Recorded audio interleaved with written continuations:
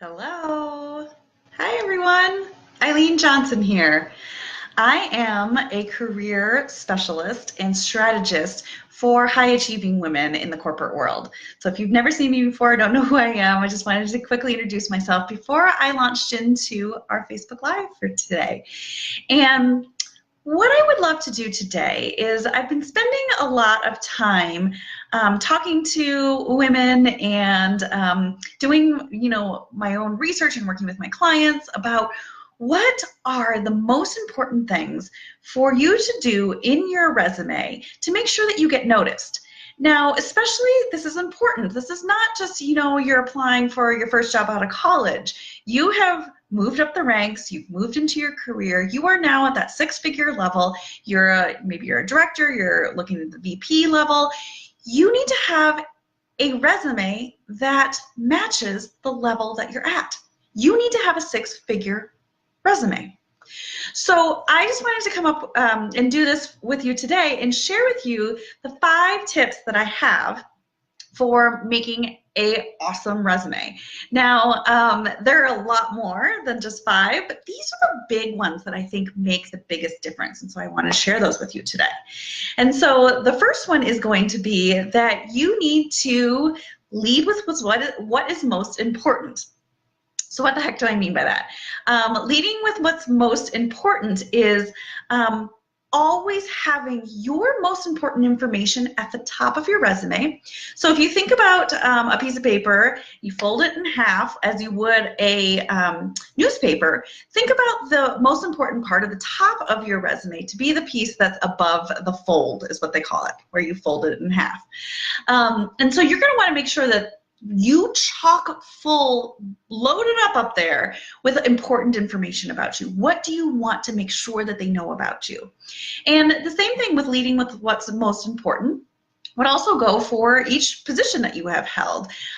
You want to make sure that your first and second bullet are the strongest that they can possibly be. And even those first and second words, a couple of phrases, that first phrase of each bullet is as strong as it can possibly be.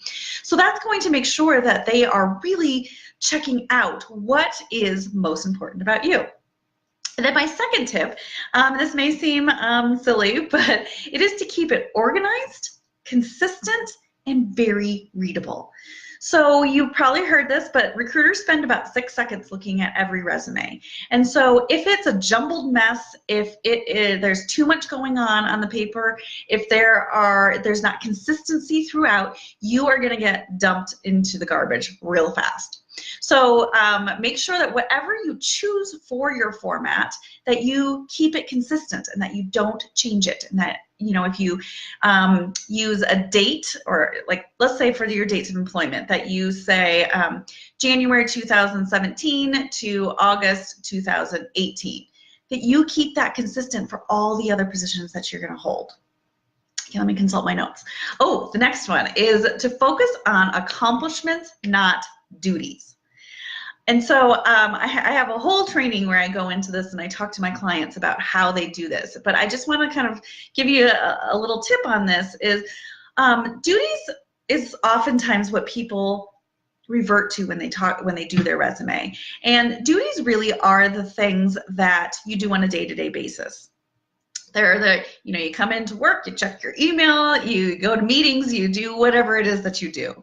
Those are duties. Accomplishments, on the other hand, are things that you have done that are above and beyond what you would normally be expected to do in your day-to-day.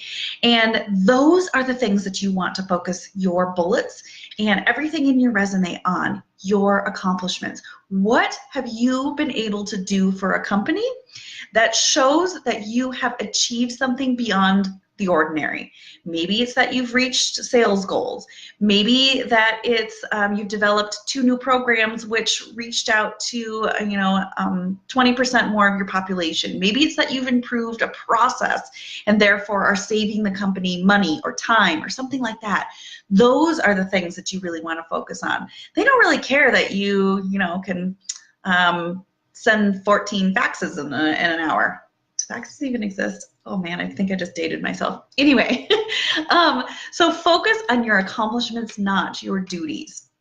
The next thing, and that kind of fits with this, is to quantify, quantify, quantify. And this is something that I really drive home with my clients as well, is that you need to have facts and figures and numbers for a number of reasons. One of which being that when people are scanning your resume for, that 6 seconds, numbers stand out. People notice those. And also numbers prove that you have accomplished something, just like we just talked about. So when you want to focus on accomplishments, not duties, if you can show them the numbers, the hard facts of what you've been able to do, then you are going to be in a much stronger position. And then the last thing is that you want to tailor your resume for every position that you apply for. And I'm going to guess you've probably already heard this before, but the problem is when people hear it, they're like, they don't know what the hell that means. And so what I'm talking about is you want to make sure that you are only including information in your resume that exactly pertains to the position that you're applying for. And so I always say you can do the so what test. So you're thinking about putting something into your resume, and ask yourself, so what? So what? Why would an employer care about whatever it is that you're thinking about including? And if it doesn't relate to the position, you have to be very thoughtful about why you are putting it in. Because anything that goes into your resume should be done with purpose. And you can also think about the fact that if you're putting it in, it could be a reason to rule you out. So you want to make sure that you are putting things in that are perfect for that position and that position alone. So those are my 5 quick tips how to make your resume kick ass. I'm in the process right now of looking at creating a new program in which I will go into these and many more in more detail. And, if this is something that's resonating with you and you feel like, yeah, I'm that person, I need to update my resume, I haven't done it in, a long time, and I don't really even know where to start, I'm feeling overwhelmed, then this could be a perfect opportunity for you to jump on. So if this is sounding like something that would be of interest to you, please just comment in the comment box below, and I'd be happy to reach out to you and let you know what it is that I'm going to be doing and how I might be able to help you. So hope you have a great day, and I will talk to you soon.